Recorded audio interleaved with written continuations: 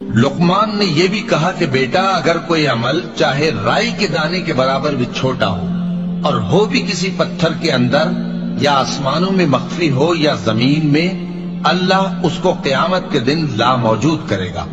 कुछ शक नहीं कि अल्लाह बारीक बीन है, खबरदार है।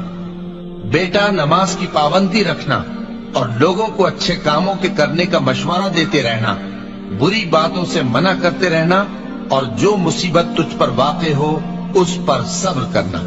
बेशक ये बड़ी हिम्मत के काम हैं। और तकब्बुर करते हुए लोगों के सामने गाल न फुलाना और जमीन में अकड़ कर न चलना, इसलिए कि अल्लाह किसी इतराने वाले शेख खोरे को पसंद नहीं करता।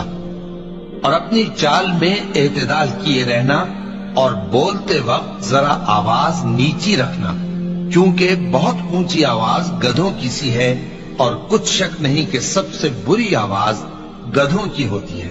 क्या तुमने नहीं देखा कि जो कुछ आसमानों में और जो कुछ जमीन में है, सबको अल्लाह ने तुम्हारे काबू में कर दिया है और तुम पर अपनी जाहिरी और बातिनी नेमतें पूरी कर दी हैं। और बाज लोग ऐसे हैं कि अल्लाह के बारे में झगड़ते हैं, न इल्म रखते हैं और न हिदायत और न किताब रोशन।